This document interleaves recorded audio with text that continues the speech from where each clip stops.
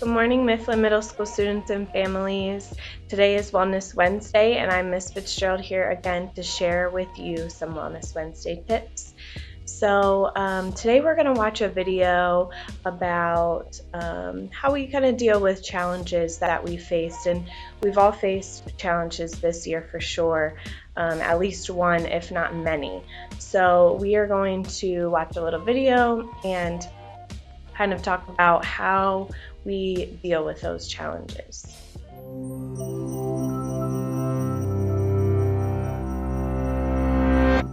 When faced with a big challenge where potential failure seems to lurk at every corner, maybe you've heard this advice before. Be more confident. And most likely, this is what you think when you hear it.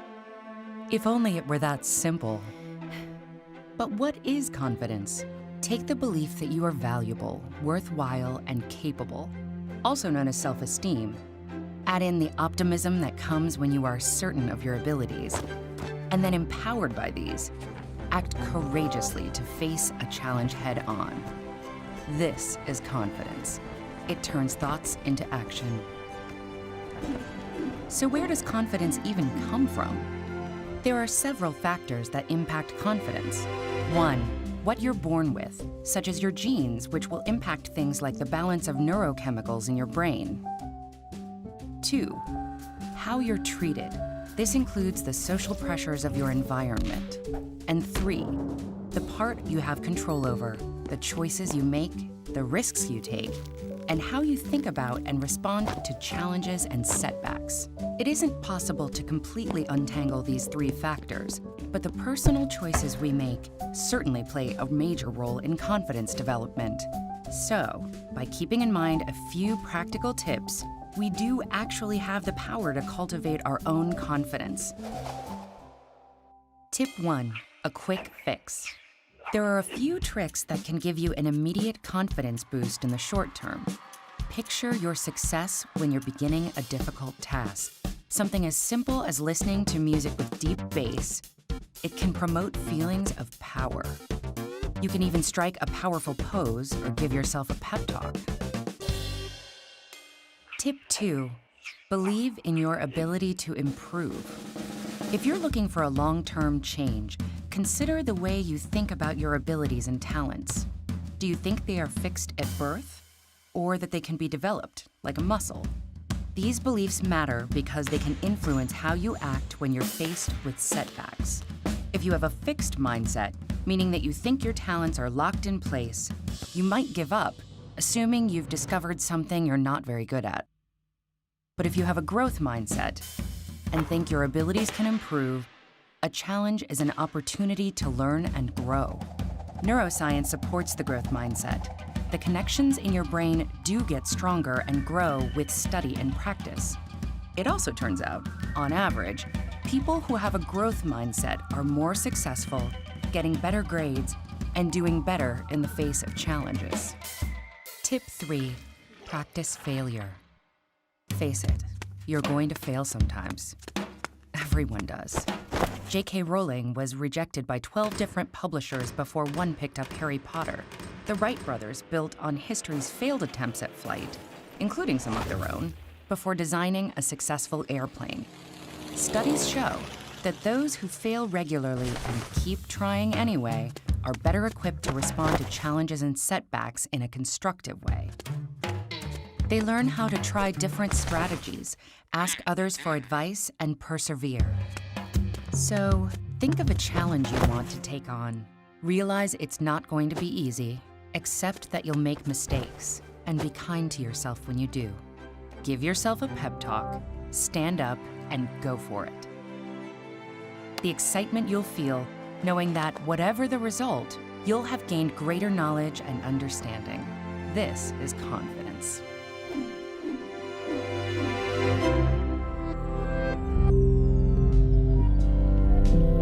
So I hope you were able to watch the video, and like I said, we've all faced challenges this year for sure, and I want to kind of share some points from the video. So they talked about ways we respond to challenges and helpful ways to respond. So one of the ways was to picture your success when you're starting. Like before you even start something, picture yourself being successful at it. So that can be helpful and kind of goes along with what we talked about earlier in the year, which is positive self-talk. So telling yourself you can do it or that you're great at something. Number two is believe that you can improve and grow and learn. So that also goes along with what we spoke about earlier this year, which was growth mindset. So when you're doing something, don't stay in that fixed mindset. Focus on growing, learning, and on that growth mindset.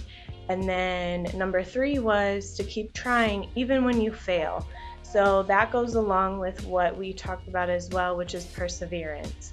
So continuing to try, not getting, super discouraged and quitting, but continuing to try. So those three things are all things that can help increase our confidence and increase our success in dealing with challenges this year. So thank you for joining me for another Wellness Wednesday, and I hope you all have a great day. Now we will watch another HBCU interview with Miss Colson.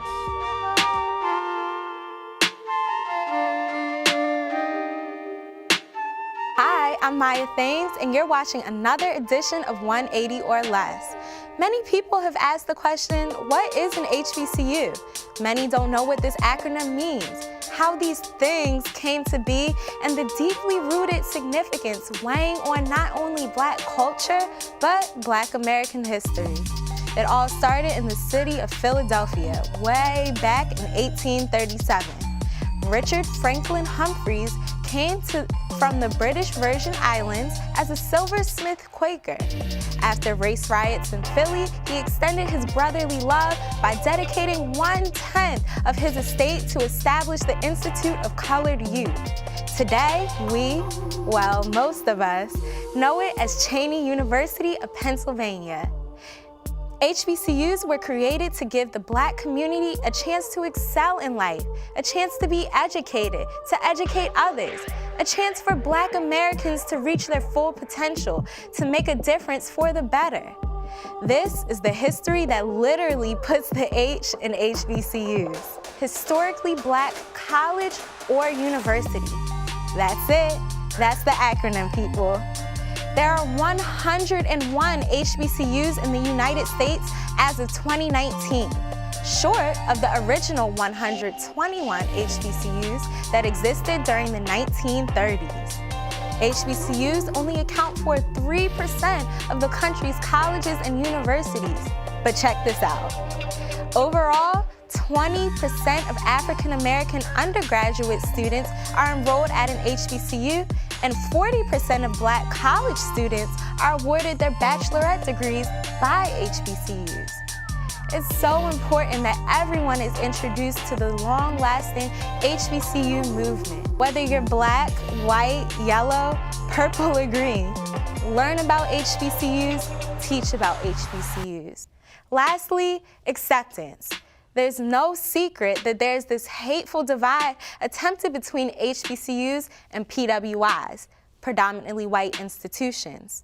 Students from HBCUs are just as smart, driven, and successful as PWI students, in some cases even more. But honestly, it's not the school, it's the individual to determine these attributes from. Do not discredit an HBCU education. These days, companies are going straight to HBCU students and grads to accomplish professional diversity within their workplace. Accept and embrace every HBCU. A degree is a degree no matter where it be. And so there it is. I know that may be a lot to digest. Feel free to fast forward, rewind, etc. I hope you enjoyed this segment of 180 or Less. For more of the scoop on HBCUs, check out the HBCU segment on CTV's latest episode of The Basement. Remember.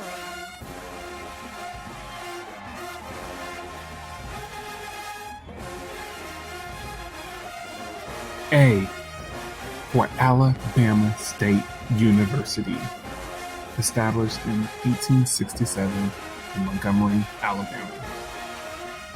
B Bethune-Cookman University, established in 1904 in Daytona Beach, Florida.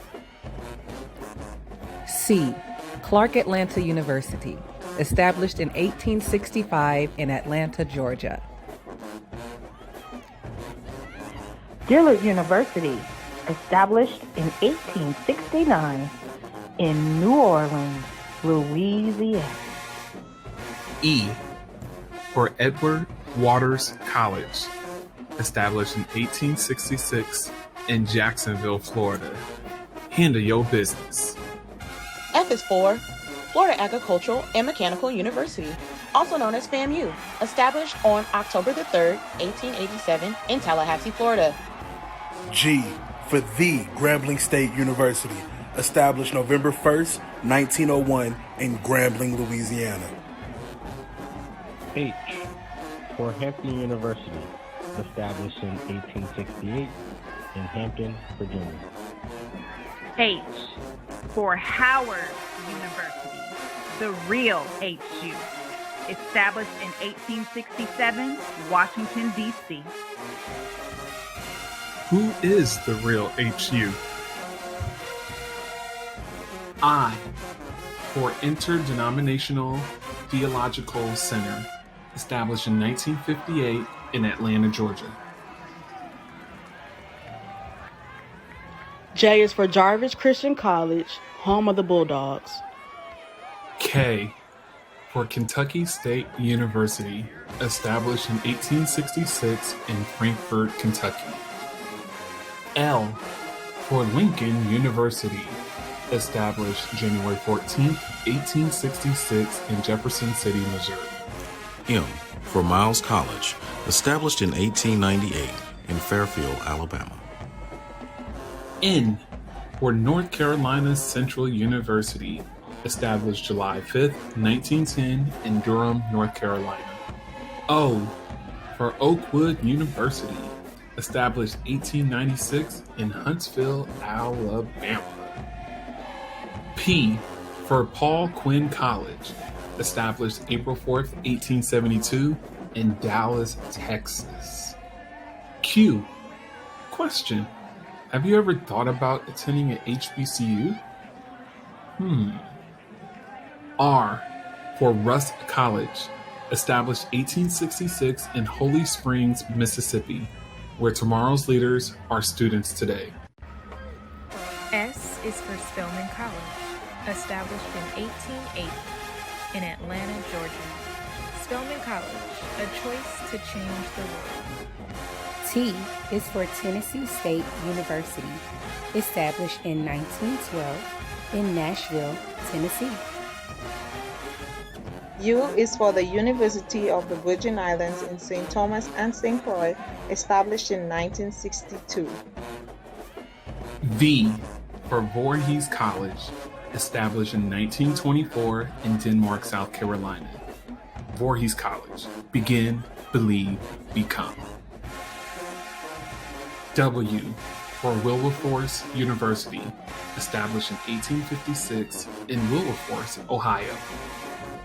X for Xavier University of Louisiana, established in 1925 in New Orleans, Louisiana. Y and Z. I can't think of any Y or Z schools. It's fine.